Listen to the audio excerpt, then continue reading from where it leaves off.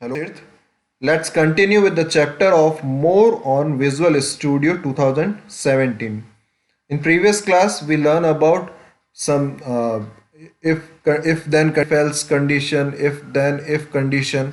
So we'll continue with the conditional statements. Today's first topic is select case statement. Select case statement execute the statement based on different choices. It basically take the value from the user and compare with the given options. Case statement के अंदर ये आपके statement के साथ में उस value को compare करती है और फिर उसके अकॉर्डिंग अपना स्टेटमेंट वर्क करती है. After matching the option it execute the statement express for that option. ये हर एक वैल्यू के लिए एक अलग स्टेटमेंट होता है इसके पास में और उन सब स्टेटमेंट को ये मैच करती है. जब इसको परफेक्टली मैच मिल जाता है तभी वो उस एक्सप्रेशन को स्टेटमेंट को डिस्प्ले करती है. इसका सिंटेक्स है select case expression, then case value one statement उसका, फिर केस वैल्यू टू फिर उसका स्टेटमेंट, फिर केस एल्स फिर उसका स्टेटमेंट. अगर कोई भी केस नहीं मैच कर रहा है तो केस एल्स लिखेंगे और फिर उसका स्टेटमेंट लिखेंगे और फिर एंड सेलेक्ट. तो ये इसका एक स्टेटमेंट है. How we can do this thing, let's check. For creating a select case statement मैंने यहाँ पर फॉर्म पर एक टेक्स्ट बॉक्स ले रखा है और एक बटन ले रखा है. Now double click on the button icon and open the command prompt. यहाँ पर अब आप लिखेंगे dim n as integer, n equals to value text box 1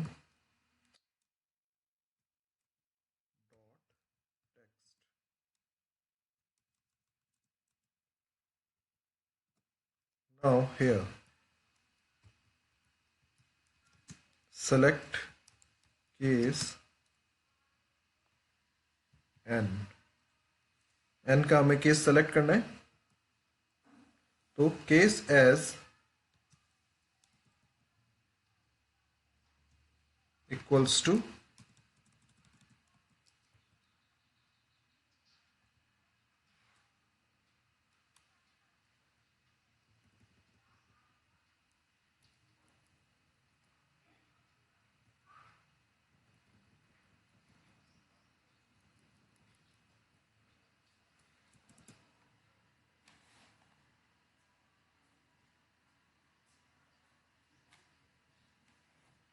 यहां हम लिखेंगे केस इज इक्वल्स टू 1. इसका मैसेज बॉक्स देंगे जो भी हम प्रिंट करवाना चाहते हैं Monday, then case is two equals to 2. हम इसका मैसेज बॉक्स देंगे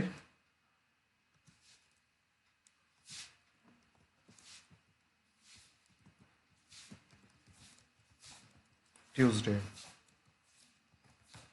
केस इज इक्वल्स टू 3 तो हम इसका मैसेज बॉक्स दे देते हैं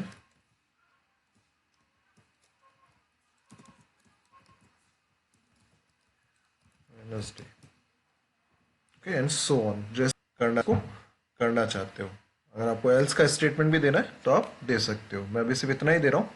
हम इसी को एक बार रन करके देखते हैं कि सही वर्क कर रहा है या नहीं. वापस हमारे डिज़ाइन विंडो पर आते हैं और इसको एग्जीक्यूट करते हैं. वेट फॉर द एग्जीक्यूशन में जितना टाइम लग रहा है उसके लिए वेट करते हैं.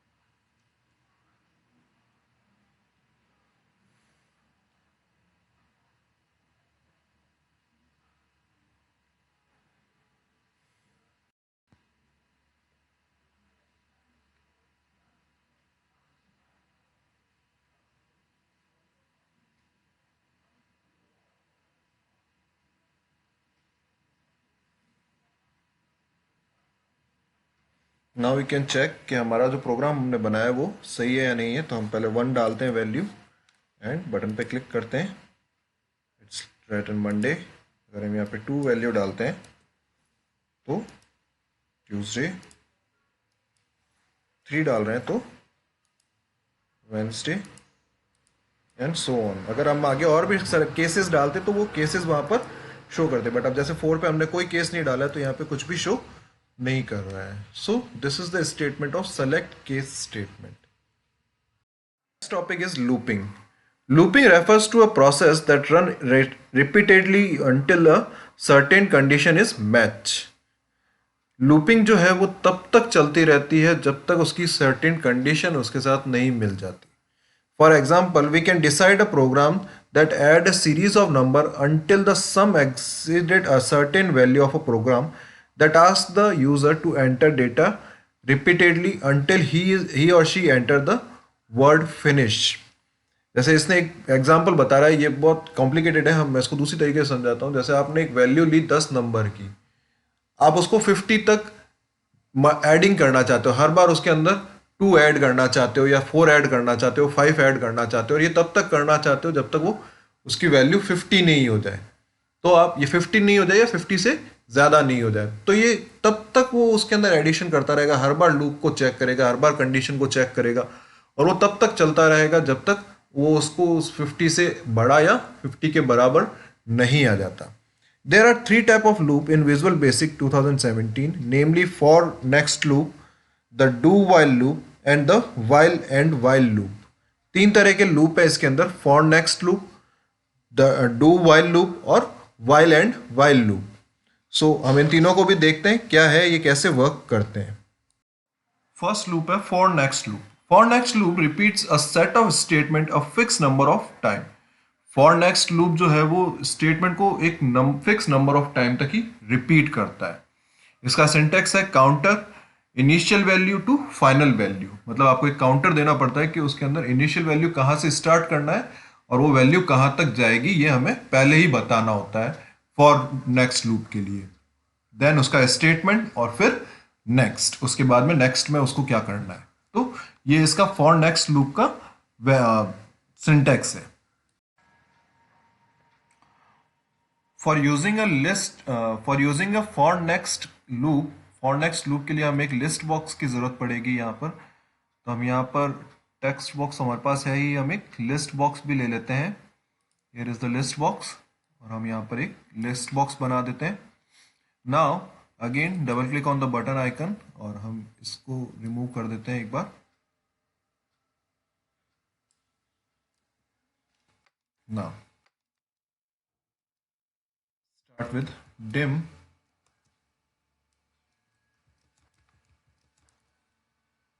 counter as integer। ओके, हमें यहां पर देना है for counter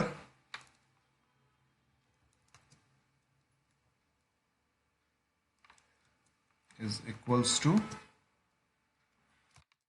to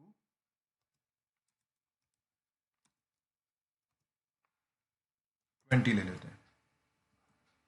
अब हमें इसे प्रिंट कहाँ करना है, तो हमें प्रिंट करना है इसको लिस्ट बॉक्स 1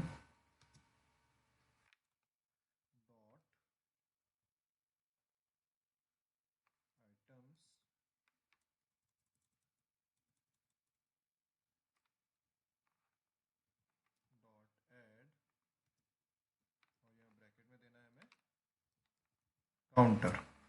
ओके, रन करके देखेंगे। स्टार्ट, हम इस पे रन पे क्लिक करते हैं।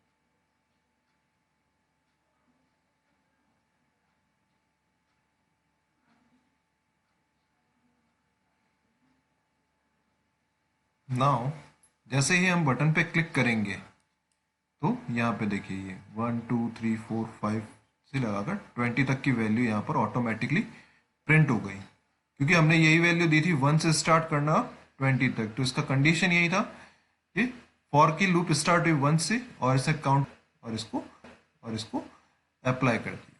So this is for next loop. The next is do while loop.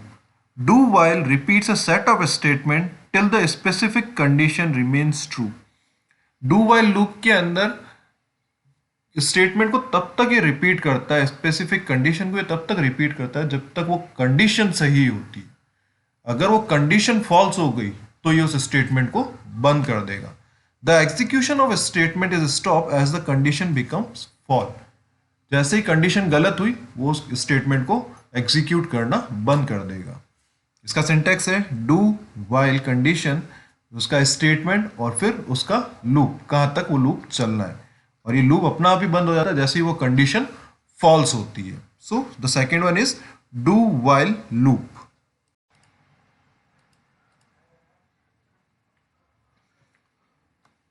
For using a डोमेसी लूप हमें इसी अपने प्रोग्राम के अंदर कुछ चेंजेस करने पड़ेंगे, तो हम वो यहीं पर ही चेंजेस कर देते हैं।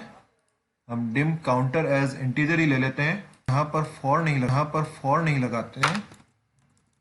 Counter is equals to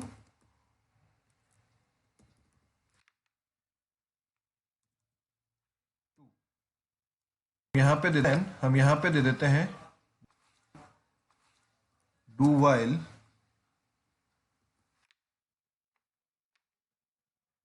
list box 1 dot counter,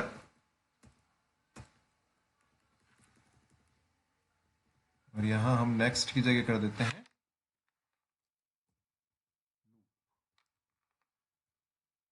हम यहाँ पर और ऐड कर जब भी ये इस कंडीशन को चेक करेगा तो उसके बाद में काउंटर की वैल्यू अपने आप ही +2 हो जाएगी, अपने आप ही 2 की वैल्यू बढ़ जाएगी। जैसे ही वो कंडीशन को चेक करेगा वो अपने आप ही उस काउंटर की वैल्यू को डू वाइल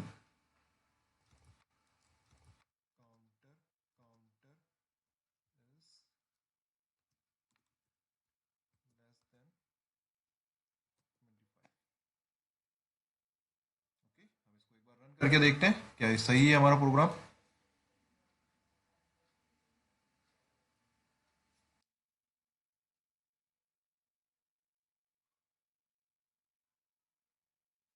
कहीं पर एक एरर आ रही है, हम वो एक एरर चेक करते हैं। ये देखिए ये एक एरर यहाँ पर आ रही है। एरर मैं बताता हूँ आपको। एरर ये यहाँ आ रही है, ये देखिए ये यहाँ पर एक एक्स्ट्रा वो डॉट लगा हुआ था। इसको एक बार वापस रन करते हैं।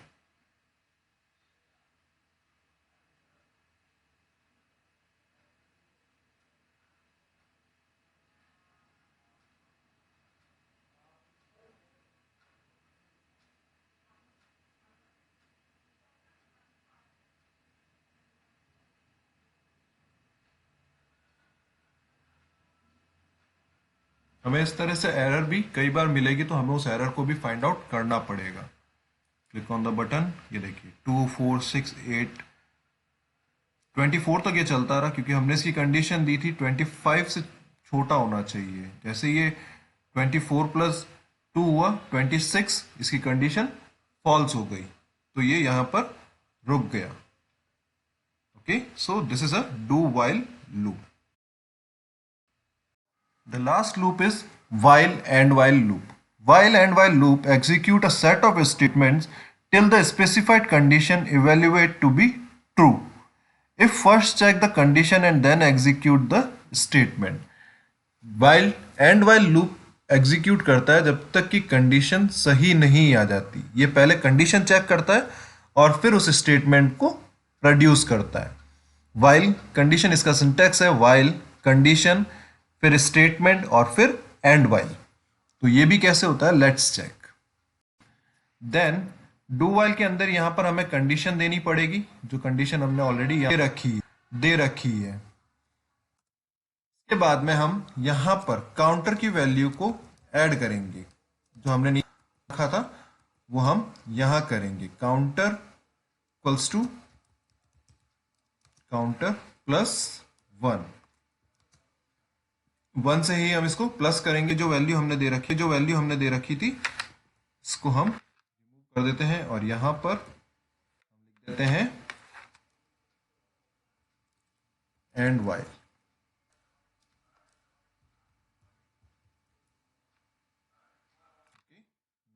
Run this programme.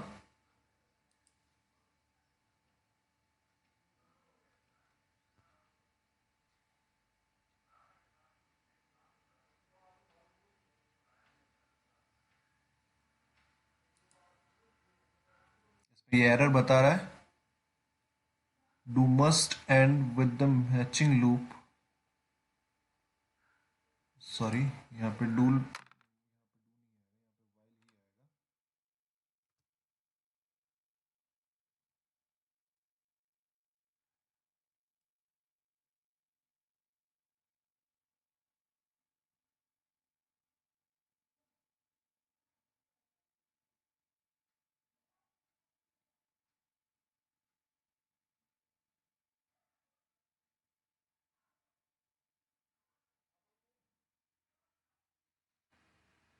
Again click on the button icon.